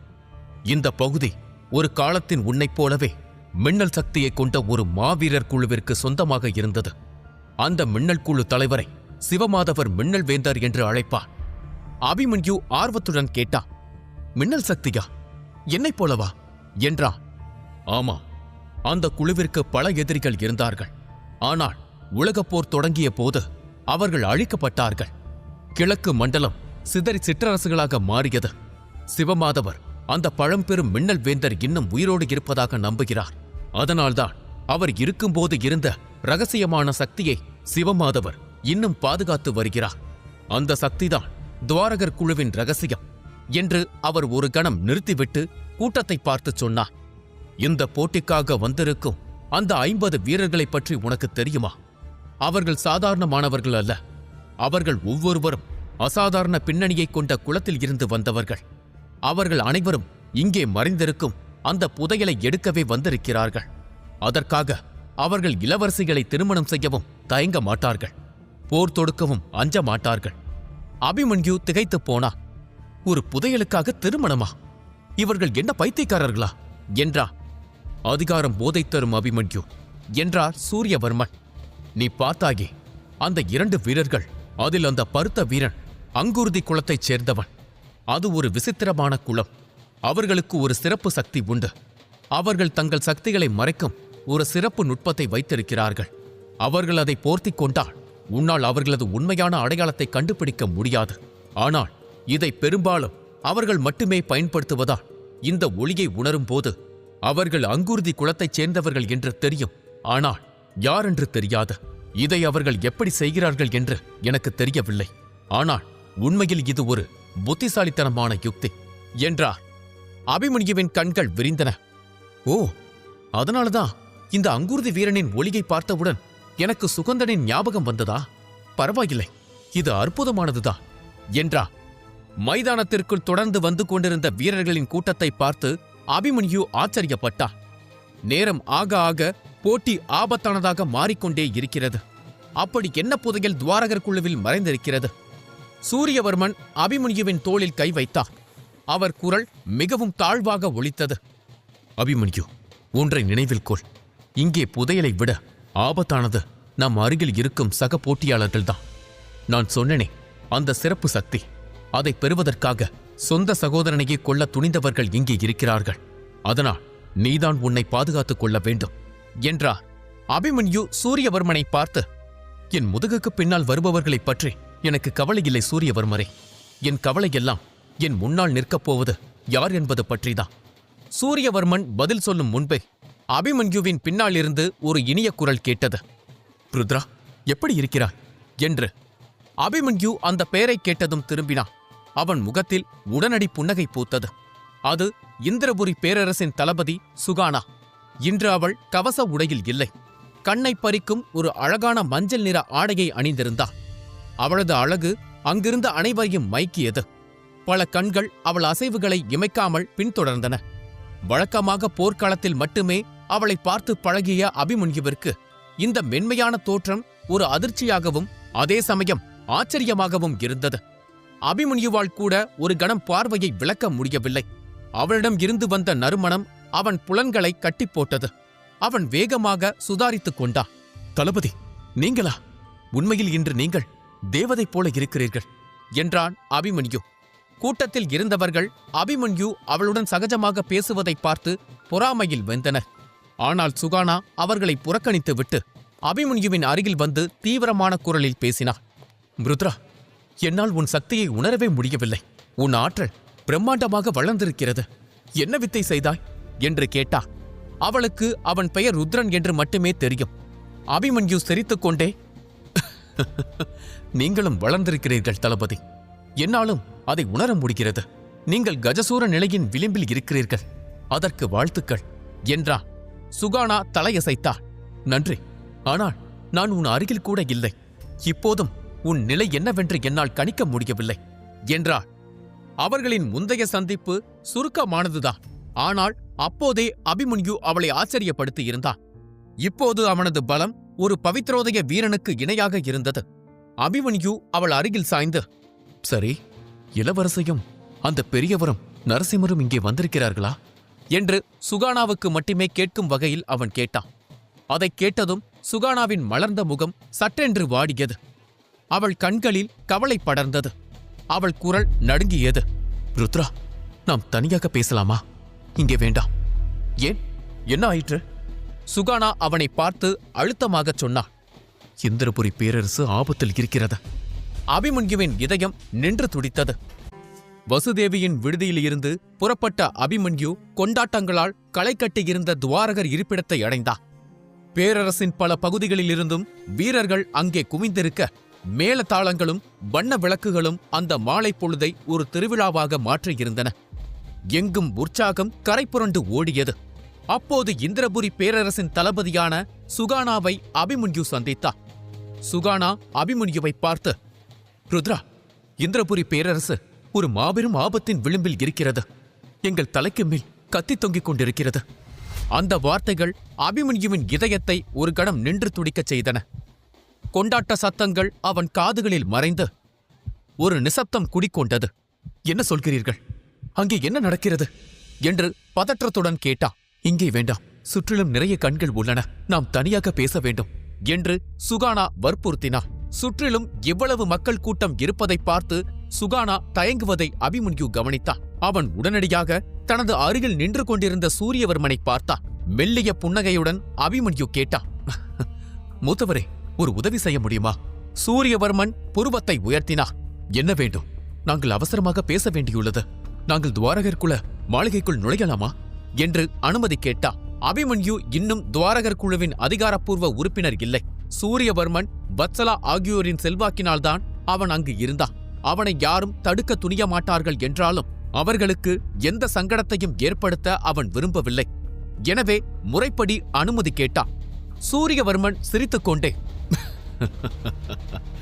நிச்சயமாக தளபதி சுகானா, துவாரகர் குழுவின் சிறப்பு விருந்தினர், அவரை நீ உள்ளே அழைத்து செல்லலாம் என்று பதிலளித்தார். பின்னர் அவர் ஒரு ராஜ முத்திரையை எடுத்து சுகானாவிடம் கொடுத்தார். இதை வைத்துக் கொள்ளுங்கள் தளபதி. யாராவது உங்களை தடுத்தால் இதை அவர்களிடம் காட்டுங்கள். இது குழு தலைவர் சிவமாதவரின் நேரடி கட்டளை என்று சொல்லுங்கள். யாரும் உங்களை தடுக்க துணிய மாட்டார்கள் என்றார். அபிமன்யு சூரியவர்மனை பார்த்து, நன்றி மூத்தவரே என்றார். இங்கே நான் எந்த அசம்பாவிதம் நடக்காமல் பார்த்துக் கொள்ள வேண்டும். நீங்கள் ஏதாவது முக்கியமான விஷயம் என்றால் மட்டும் என்னை அழையுங்கள் என்று கூறிவிட்டு அவர் கூட்டத்தை நோக்கி சென்றார். அபிமன்யுவும் சுகானாவும் மாளிகையை நோக்கி நடந்தனர். அவர்கள் தாழ்வாரத்தை அடைந்தபோது அங்கே வத்சலா ஏற்கனவே அவர்களுக்காக காத்துக் கொண்டிருந்தார். அவளுடன் மற்றொரு பெண்ணும் நின்று இருந்தார். அந்த பெண் பிரகாசமான முகம், அன்பான புன்னகை, வசீகரிக்கும் உருவத்துடன் தேவதை போல இருந்தார். ஒற்றை பார்வையில் அவள் அபிமன்யுவின் கவனத்தை ஈர்த்தாள். அந்த பெண் வேறு யாரும் அல்ல, இந்திரபுரியின் இளவரசி ருக்மிணிதான். இந்திரபுரியை விட்டு அபிமன்யு தப்பிச் செல்ல அவள் அவனுக்கு ரகசியமாக உதவியிருந்தாள். அதை அபிமன்யு மறக்கவில்லை. அபிமன்யு ருக்மிணியின் வலிமையை ஆராய்ந்தாள். இவள் கஜசூர நிலையை அடையும் விளிம்பில் இருக்கிறாள். ஆனால் அவளது சக்தி ஏன் இப்படி அலைப்பாகிறது? அவளுக்குள் ஏதோ ஒரு போராட்டம் நடப்பதைப் போல தெரிகிறது என்று தனக்குள் கூறிக்கொண்டான். அந்த தருணத்தில் அவளது தெய்வீக மிருகம் அவனுக்கு நினைவுக்கு வந்தது. அது பிறக்கும் போதே 2 விதமான மூல சக்திகளுடன் பிறந்த ஒரு அபூர்வ மிருகம். அந்த உயிரினத்தின் உதவியுடன் ஒரு பவித்ரோதய வீரனை கூட தோற்கடிக்க முடியும். அவன் சிந்தனையில் ஆழ்ந்திருந்த போது வத்சலாவின் முகம் சிவந்திருப்பதை கவனித்தான். அவள் கண்கள் அபிமன்யுவை சந்திக்க தயங்கின. அபிமன்யு, அவள் குரல் மெல்லியதாக ஒலித்தது. சொல் என்றான் அபிமன்யு. அந்த ஆலோசனை கூட்டத்தில் நடந்த சம்பவம் என்று அவள் பேச வரும்போது அவன் தடுத்தான். வத்சலா, இப்போது அதை பற்றி பேச வேண்டாம். அதை நான் பிறகு விரிவாக கூறுகிறேன். முதலில் இவர்கள் இங்கு என்ன செய்கிறார்கள் என்பதை விசாரிக்கலாம் என்றா. அவன் குரலில் இருந்த தீவிரத்தன்மையை புரிந்து கொண்ட வத்சலா அமைதியானாள். அவள் அபிமன்யுவை பார்த்து, சரி, நீங்கள் உள்ளே செல்லுங்கள் என்று வழிவிட்டார். அபிமன்யு, சுகானா மற்றும் ருக்மிணி ஆகியோர் அறைக்குள் நுழைந்தனர். வத்சலாவும் நுழைந்தார். கதவு மூடியது. ருக்மிணிக்கு குழப்பமாக இருந்தது. அவள் அபிமன்யுவை விசித்திரமாக பார்த்தாள். பிறகு சுகானாவிடம் கேட்டாள், தளபதி, நாம் ஏன் இந்த அந்நியனுக்கு இவ்வளவு முக்கியத்துவம் கொடுக்க வேண்டும்? இவன் யார்? இவனிடம் எப்படி நம் பேரரசின் ரகசியங்களைப் பற்றி உரையாடுவது என்று கேட்டாள். தன் முன்னே இருக்கும் நபர் அபிமன்யு என்று விஷயம் ருக்மிணிக்கு தெரியாது. அவளை பொறுத்தவரை அவன் ஒரு அந்நியன். சுகானா புன்னகைத்தாள். இளவரசி, இவரை அந்நியன் என்று சொல்லாதீர்கள். இவர் நமக்கு மிகவும் வேண்டியவர் என்றாள். வத்சலா முகத்தில் கர்வம் அப்படியே இருந்தது. அவள் வேறு எங்கோ பார்த்தபடி பேசினாள். உண்மையது பொய்யென்று தெரியாதவர்கள் எல்லாம் அதிகாரத்தில் இருப்பது வேடிக்கையாக இருக்கிறது. இவர் அந்நியர் அல்ல. இந்திரபுரி பேரரசின் மாவீரர் போட்டியில் வென்ற, மூதாதையர் குகைக்குள் நுழைந்து அங்கேயும் வென்ற அபிமன்யு என்று ஏளனமாக கூறினார். ருக்மிணியுடன் வத்சலாவிற்கு இருந்த கர்வ போட்டி இன்னும் குறையவில்லை. ருக்மிணி அதிர்ச்சியில் உறைந்தாள். என்ன, அபிமன்யுவா என்று ஆச்சரியப்பட்டார். வத்சலா தொடர்ந்தார். ஆமாம், அவன் என்னுடைய சிறப்பு வாய்ந்த உருமாற்ற நுட்பத்தை பயன்படுத்தி இருக்கிறான். அதனால்தான் அவனால் நீண்ட நேரம் இந்த மாறுவேடத்தை தக்க வைக்க முடிகிறது என்றார். வத்சலா அவள் அபிமன்யுவின் பக்கம் திரும்பி, அபிமன்யு, உனக்கு விருப்பம் இருந்தால் உன் உண்மையான உருவத்தை வெளிப்படுத்தலாம். ஒருவேளை இவர்களுக்கு அதற்கான தகுதி இல்லை என்று தோன்றினால் விட்டுவிடு என்றாள். அபிமன்யு சிரித்தான். அவன் கண்களை மூடினான். அந்த அறை ஒருமுறை அதிர்ந்தது. அவர்களை சுற்றி சக்தியாலான ஒரு திரை உருவானது. அது வெளியில் இருப்பவர்கள் உள்ளே நடப்பதை பார்க்கவோ கேட்கவோ முடியாமல் தடுக்கும். அபிமன்யுவின் உடலில் மாற்றங்கள் நிகழத் தொடங்கின. தசைகள் சுருங்கின. முகம் மாறியது. சக்தி அலைகள் பாய்ந்தன. சில நொடிகளில் அந்த கட்டுமஸ்தான அந்நியன் மறைந்து பழைய அபிமன்யுவின் உண்மையான உருவம் வெளிப்பட்டது. ருக்மிணி இந்த மாற்றத்தை கண்கள் விரிய பார்த்தாள். அவளால் இதை நம்ப முடியவில்லை. முதலில் மாறுவேடம் அவளை ஆச்சரியப்படுத்தியது. அதைத் தாண்டி அபிமன்யுவின் வலிமையில் ஏற்பட்டிருக்கும் முன்னேற்றம் அவளை அதிர்ச்சியடைய செய்தது. துடிப்போடும் அவசரத்தனத்தோடும் அவள் பார்த்த சிறுவன் இன்று ஒரு முழுமையான போர்வீரன் போல இருந்தான். அவனது ஒவ்வொரு அசைவிலும் ஒரு முதிர்ச்சியும் அதிகாரமும் வெளிப்பட்டது. காலம் அவனை செதுக்கியிருக்கிறது என்பதை அவள் உணர்ந்தாள். உன்னை இங்கு இப்படி பார்ப்பேன் என்று நான் எதிர்பார்க்கவில்லை. உண்மையிலேயே இது நீதானா என்று சந்தேகமாக இருக்கிறது என்று சிரித்தாள். கடைசியாக அவள் அபிமன்யுவை பார்த்தபோது போரின் நடுவே காயங்களுடனும் பலவீனமாகவும் இருந்தாள். ஆனால் இப்போது அனைத்தும் மறைந்து உறுதியான மலை போல இருந்தா. உன் காயங்கள் ஆறிவிட்டதா என்று கேட்டா. அபிமன்யு புன்னகைத்தா. புதிய அனுபவமும் சக்தியும் என்னை மாற்றிவிட்டது இளவரசே. பழைய காயங்களுக்கு என் உடலில் இனி இடமில்லை என்றா. ஆனால் ருக்மிணியும் சுகானாவும் அவனை அதிர்ச்சியுடன் கண்ணிமைக்காமல் பார்த்து கொண்டிருந்தனர். அவர்களை பார்த்து அபிமன்யு, ஏன் இருவரும் என்னை பேயை பார்ப்பது போல் பார்க்கிறீர்கள் என்றான். சுகானாவும் ருக்மிணியும் உடனடியாக தங்கள் பார்வையை விலக்கிக் கொண்டனர். அபிமன்யுவின் குரல் இப்போது தீவிரமானது. சரி, இப்போது விஷயத்திற்கு வரலாம். இந்திரபுரி பேரரசு ஆபத்தில் இருப்பதாக தளபதி கூறினார். சரியாக என்ன நடந்தது? மன்னரும் நரசிம்மரும் பாதுகாப்பாக இருக்கிறார்களா, இல்லை அவர்களுக்கு ஏதாவது ஆபத்தா என்று கேட்டா. இந்திரபுரியில் இருந்து விரட்டப்பட்டாலும் அதன் மீது அபிமன்யுவுக்கு இருக்கும் அக்கறை ருக்மிணியை மகிழ்ச்சியடைய வைத்தது. அது அவன் முதிர்ச்சி அடைந்து விட்டான் என்பதை காட்டியது. இளவரசி ருக்மிணி பெருமூச்சு விட்டாள். அவள் கண்களில் கவலை தென்பட்டது. அபிமன்யு, நீ கிளம்பிய பிறகு இந்திரபுரியில் எந்த பிரச்சனையும் வரவில்லை. யாரும் உங்களுக்காக போர் தொடுக்கவில்லை. அதனால் எல்லாம் அமைதியாக போய்க் கொண்டிருந்தது. ஆனால் அந்த அமைதி புயலுக்கான முன்னறிவிப்பு என்று எங்களுக்கு தெரியவில்லை என்றாள். என்ன ஆயிற்று என்று அபிமன்யு கேட்டா. தரணியா? அவன் என்ன செய்தான்? தரணியின் சக்தி திடீரென்று ஒரு உச்சத்திற்கு சென்று விட்டது. அது எப்படி நடந்தது என்று யாருக்கும் தெரியவில்லை. தளபதி சுகானாவோ நானோ அல்லது எந்த இளம் வீரராலோ அவனை தோற்கடிக்க முடியவில்லை. அவன் ஒரு அசுரனைப் போல மாறிவிட்டான் என்றாள். அபிமன்யுவின் கண்கள் சுருங்கின. சரி, அவன் பலம் அதிகரித்தால் என்ன? அவனுக்கு நான் தானே எதிரி, இந்திரபுரி இல்லையே என்று கேட்டான். அபிமன்யு, தரணி இப்போது பழைய தரணி அல்ல. அவன் கண்கள் சிவப்பு நிறத்தில் மாறிவிட்டது. அவனது உடலில் இருந்து வரும் இருளின் சக்தி வெளியேற ஆரம்பித்தது. அவனை பார்க்கும்போது மனிதனை பார்ப்பதைப் போலவே இல்லை. ஏதோ மனிதர்களை வேட்டையாடும் மிருகத்தை பார்ப்பதைப் போல இருக்கிறது. அவனது தந்தையும் ஏதோ ஒரு சக்தியை தேடி சென்று விட்டார். அவர் இன்னும் தன்னை வலிமைப்படுத்திக் கொள்ள ஒரு ரகசிய பயிற்சியை மேற்கொள்கிறார். அவர் போன பிறகு தீவலய பிரிவின் பொறுப்பை தரணிதான் ஏற்றான். அவனை விட யாரும் வலிமையாக இருக்கக்கூடாது என்று அனைவரையும் போருக்கு அழைத்து தோற்கடித்து ஒரு பயத்தை விதைக்க ஆரம்பித்தான். தான் சக்தி வாய்ந்தவன் என்ற பிம்பத்தை கட்டமைக்க முயற்சி செய்தான். இது போதாதென்று இப்போது பலம் வாய்ந்த வீரர்களை திரட்டிக் கொண்டிருக்கிறான். அதில் உன் பாட்டி தீபவதியை தாக்கிய அந்த திரேத சகோதரர்களும் அடக்கம் என்றாள். திரேத சகோதரர்களா? அந்த பெயரை கேட்ட மாத்திரத்திலேயே அபிமன்யுவின் கோபம் உயர்ந்தது. ருக்மிணி மேலும் தொடர்ந்தாள். நரசிம்மர், என் தந்தை மற்றும் பிற பெரியவர்களின் உதவியோடு நாங்கள் தரணியை அவனது குழுவையும் தொடர்ந்து கண்காணித்து வருகிறோம். ஆனால் நமக்கு தெரியாமல் ஏதோ ஒரு சதி நடப்பதாக நான் நினைக்கிறேன். அவர்கள் இதுவரை யாரையும் நேரடியாக தாக்கவில்லை என்றாலும் ஒரு பெரிய போருக்கு தீவிரமாக தயாராகி வருகிறார்கள். அவர்கள் நேரடியாக ஒரு போரை துவங்கினால் என் தந்தையோ அல்லது நரசிம்மரோ களத்தில் இறங்குவார்கள்.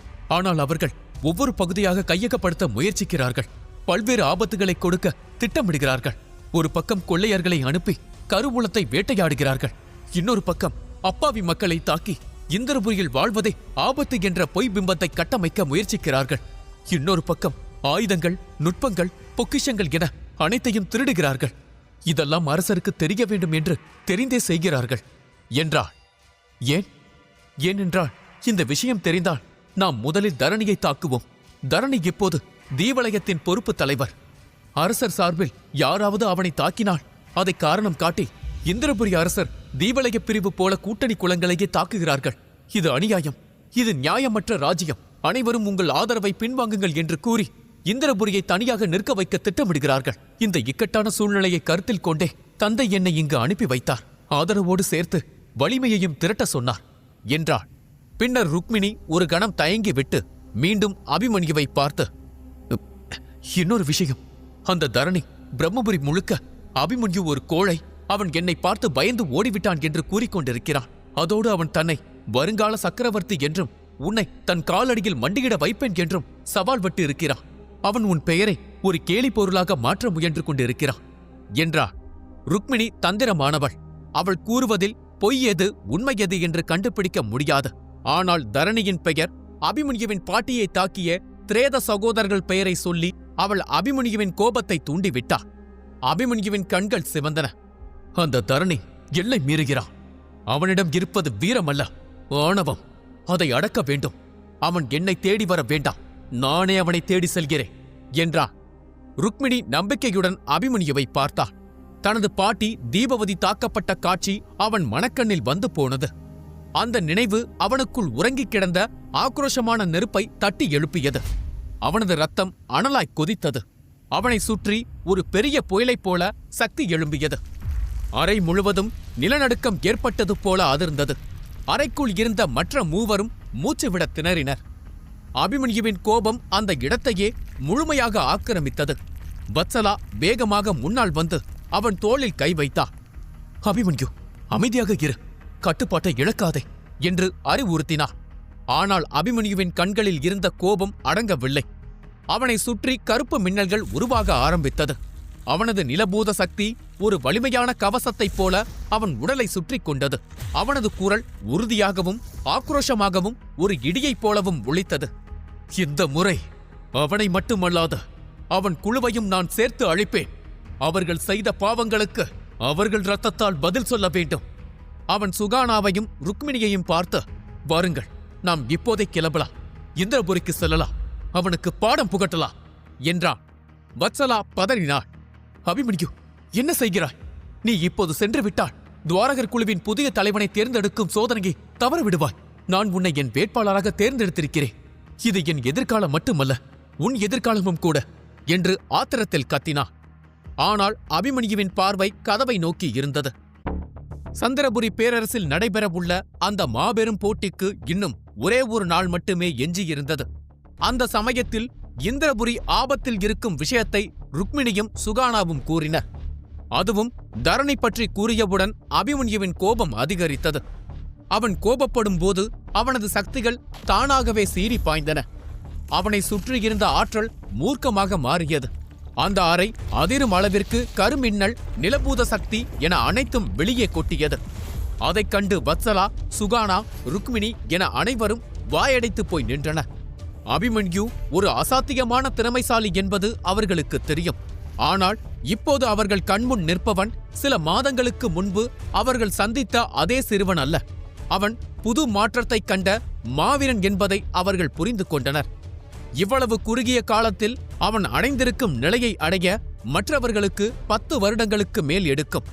அவன் உடல் இப்போது நிலபூத சக்தி கவசத்தால் சூழப்பட்டிருந்தது. அதன் இருண்ட ஒளி பார்ப்பதற்கே மிரட்சியாக இருந்தது. நான் இப்போதை கிளம்புகிறேன் என அபிமன்யு கர்ஜித்தான். அந்த தரணியை என் கைகளால் கொன்று அவன் தலையை இந்திரபுரியின் வாசலில் தொங்க விடுகிறேன் என்றான். வத்சலா மெதுவாக முன்னால் வந்து அவனை சமாதானப்படுத்த முயன்றான். அபிமன்யு, நான் சொல்வதை கேள், தயவு செய்து உன்னை கட்டுப்படுத்திக் கொள் என்றார். அபிமன்யு கத்தினா. இல்லை வத்சலா, நான் போயாக வேண்டும் என்று கூறினா. வத்சலா அவனை பார்த்து, அபிமன்யு, உன்னுடைய கோபம் உண்மையான கோபம் அல்ல. உனக்குள் இருக்கும் நிலபூத சக்தியும் நீ குகையில் கண்டெடுத்த புது சக்தியும் உனக்குள் போராடிக் கொண்டிருக்கிறது. அந்த சக்தி உன்னால் கட்டுப்படுத்த முடியாத சக்தி. அதுதான் உன்னை கோபப்படுத்தி போர் செய்ய வேண்டும் என்று தூண்டுகிறது. உண்மையில் உனக்கு அந்த தரணியின் தலையை கொய்ய வேண்டும் என்ற ஆசையெல்லாம் இல்லை. உனக்குள் பொங்கி எழும் சக்தி உன்னை அப்படி யோசிக்க வைக்கிறது.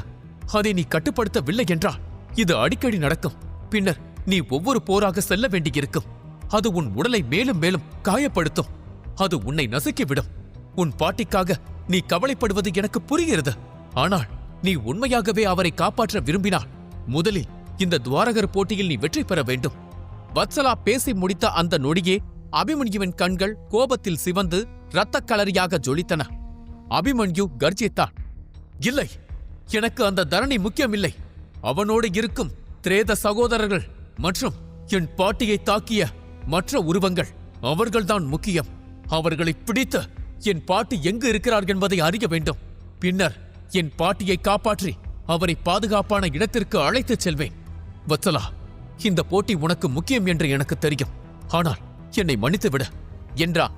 அவன் வெளியேற திரும்பினான். அவன் கால்கள் நகரத் தொடங்கிய போதே ஒரு நிழல் உருவம் வேகமாக வந்து அவன் பாதையை மறித்தது.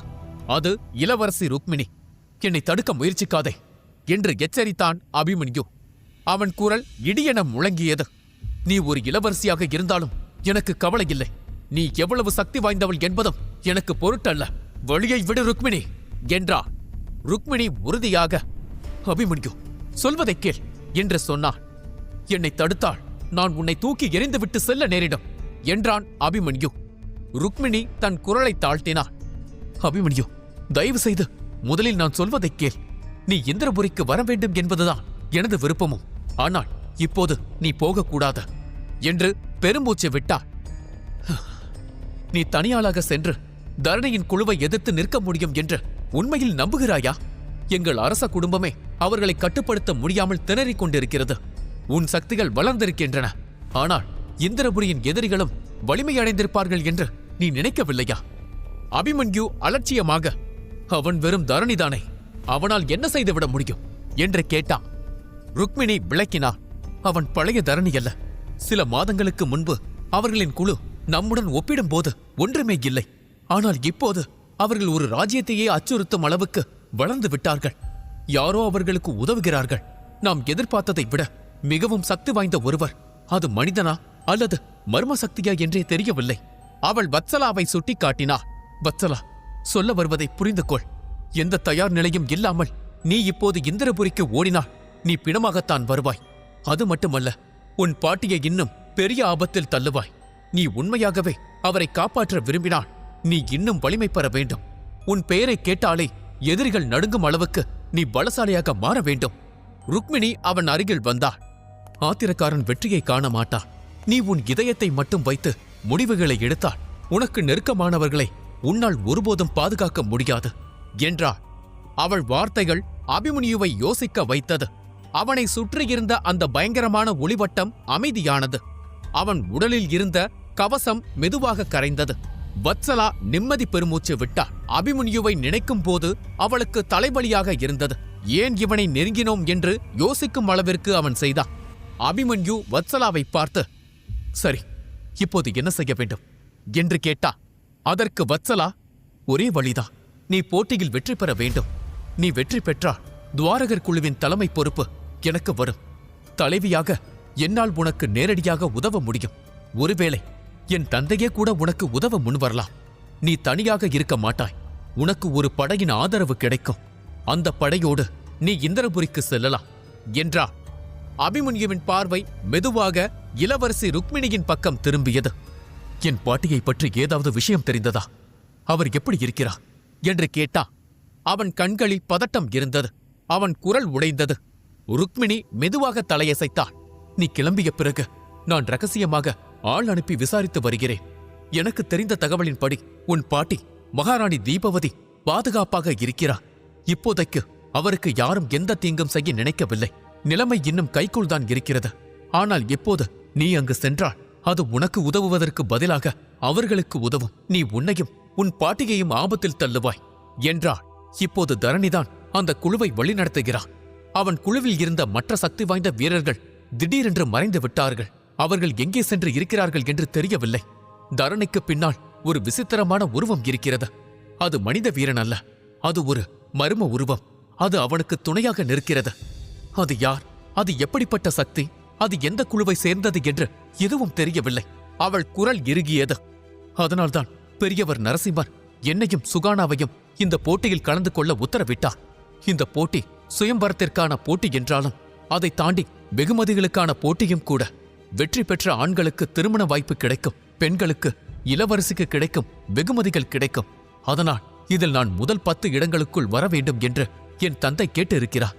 அப்படி வந்தால் எனக்கு உயர் அதிகாரமும் சிறப்பு பயிற்சியும் கிடைக்கும். அப்போது உனக்கு தோள் கொடுக்கும் வகையில் நான் வலிமையானவளாக இருப்பேன் என்றாள். அறையில் நிசப்தம் நிலவியது. அபிமன்யு யோசித்துக் கொண்டிருந்தான். வத்சலா அபிமன்யுவை பார்த்து, ருக்மிணி சொல்வது சரிதான். உன்னால் 1 அல்லது 2 சக்தி வாய்ந்த மனிதர்களை எதிர்த்து சண்டையிட முடியும்.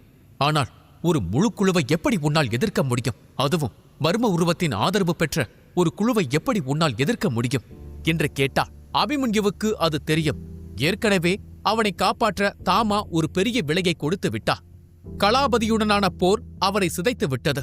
அபிமன்யு போதுமான வலிமையுடன் இல்லாததால்தான் அவனது ஆச்சாரியர் காயங்களை சுமக்க நேரிட்டது. அவன் முஷ்டியை இறுக்கினான். எனக்கு இன்னும் அதிக சக்தி வேண்டும் என்று அவன் முணுமுணுத்தான். எதிரிகள் கற்பனை கூட செய்து பார்க்க முடியாத அளவிற்கு சக்தி எனக்கு வேண்டும். அவன் சட்டென்று எழுந்தான். நான் தாமாவை பார்க்க வேண்டும் இப்போதே. யாரும் கேள்வி கேட்கும் முன்பே அவன் வெளியேறினான். வத்சலா, சுகானா மற்றும் ருக்மிணி அவனை பின்தொடர்ந்தனர். ஆனால் யாரும் அவனை தடுக்க துணியவில்லை. ஒரு கதவின் முன் அவன் நின்றதை அவர்கள் பார்த்தார்கள். அவன் திரும்பி பார்த்து, நான் அவரிடம் தனியாக பேச வேண்டும், தயவு செய்து யாரும் உள்ளே வர வேண்டாம் என்றா. அவர்கள் தலையசைத்து விட்டு சென்றனர். உள்ளே தாமா சம்மணமிட்டு அமர்ந்திருந்தா. அவரது நரைத்த முடியும் தாடியும் முன்னைவிட மெலிந்து காணப்பட்டன. அவர் உடல் தளர்ந்திருந்தது. மூச்சு மேலோட்டமாக இருந்தது. தாமா மெல்லிய புன்னகையுடன், நீ வருவாய் என்று எனக்கு தெரியும் என கூறினா. ஆச்சாரியரே, என்னை மன்னித்து விடுங்கள். எதற்காக? இவை அனைத்தும் எல்லாமே என் தவறுதான். என்னால் யாரையும் பாதுகாக்க முடியவில்லை. உங்களை, என் பாட்டியை, ஏன் என்னை கூட ஒரு போர் வீரன் என்று சொல்லிக்கொள்ள எனக்கு தகுதியே இல்லை என்றா. அவன் கண்கள் கலங்கின. அவமானம் அவனை எரித்தது. அதை கேட்டு தாமா சிரித்தார். ஏன் சிரிக்கிறீர்கள் ஆச்சாரியரே? நீ இன்னும் எதையும் கற்றுக்கொள்ளவில்லை. இந்த உலகம் பலசாலிகளுக்கானதுதான், ஆனால் வெற்றியாளர்களுக்கானதல்ல. வெற்றி என்பது நிச்சயமானது அல்ல. அது எப்போதாவது கிடைக்கும் பரிசு. ஆனால் அதை நினைத்துக் கொண்டே வாழ்க்கையின் நம்பிக்கையை விட்டுவிடக்கூடாது. நான் இத்தனை ஆண்டுகள் வாழ்ந்திருக்கிறேன். எண்ணில் அடங்காத மரணங்களை பார்த்திருக்கிறேன். நானும் பகிராவும் தோற்கடிக்க முடியாத ஜாம்பவான்களாக அறியப்பட்டோம். அப்படிப்பட்ட நானே ஒரு சாதாரண பவித்ரோதய வீரனால் தோற்கடிக்கப்பட்டு மரணத்திற்காக காத்துக் கொண்டிருக்கிறேன் என்றா. தோற்கடிக்கப்பட்டிருந்தாலும் அவரது பேச்சில் ஒரு கர்வம் மின்னியது. அபிமன்யு பற்களை கடித்தா. இல்லை, நான் உங்களை சாகவிட மாட்டேன். நான் அந்த 3 மூலிகைகளையும் கொண்டு வருவேன். உங்களை காப்பாற்றுவேன். இது சத்தியம் என்றா. தாமா தலையசைத்து தனது நடுங்கும் கையை உயர்த்தினார். அவரது மந்திர மோதிரம் ஒளிர்ந்தது. ஒரு சிவப்பு நிற காகிதம் காற்றில் மிதந்து வந்து அபிமன்யுவின் கைகளில் விழுந்தது. இது என்ன ஆச்சாரியரே? ஒரு வரைபடம். நானே இதை உருவாக்கினேன். மறைக்கப்பட்ட சக்திகள் எங்கெல்லாம் இருக்கின்றன என்பதை இது குறிக்கிறது. ஆனால் அவை சத்திரிய மன்றத்தின் உயர்குடி பிரிவினரின் கட்டுப்பாட்டில் உள்ள பகுதிகளில் கிடக்கின்றன. அங்கே என்னால் உனக்கு உதவ முடியாது. பகிராவாலும் முடியாது. அவர்கள் பகிராவை உன்னுடன் பார்த்தால் பெரிய பிரச்சனை ஏற்படும். அவர் மூச்சு வாங்கிக் கொண்டு நிறுத்தினார். பிறகு அபிமன்யுவின் கண்களை உற்று பார்த்தார். நான் ஒன்றை உணர்கிறேன் அபிமன்யு. துவாரகர் குழு ஒரு புதையலை மறைத்து வைத்திருக்கிறது அதன் பாதாள அறையில் என்றார். புதையலா? ஆமாம், ஒரு மின்னல் மூல சக்தி அதை பாதுகாக்கிறது. ஏதோ ஒரு தூய்மையான சக்தி, மிகவும் பழமையானது. அது உனக்கு தேவை. அது உன்னை அழைக்கிறது. அபிமன்யுவின் இதயம் வேகமாக துடித்தது.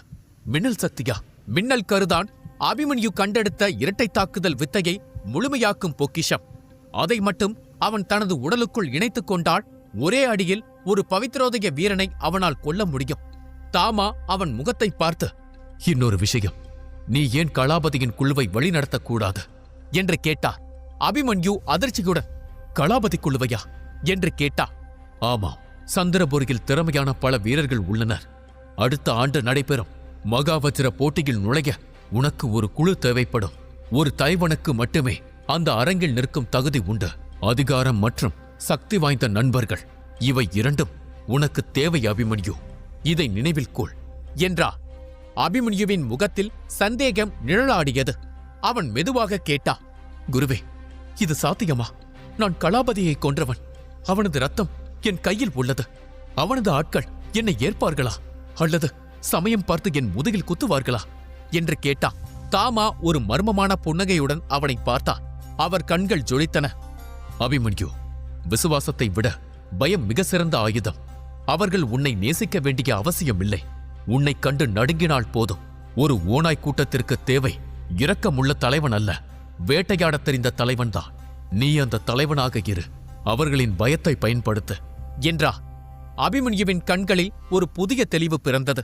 அவனது தயக்கம் மறைந்து ஒரு உறுதி குடிக்கொண்டது. புரிகிறது ஆச்சாரியரே, நான் அவர்களை தொடர்ந்து கேட்க சப்ஸ்கிரைப் செய்யுங்கள், லைக் செய்யுங்கள். லைக் செய்யும் ஒரு சிலருக்கு ஹைப் வந்தால் ஹைப் செய்யுங்கள்.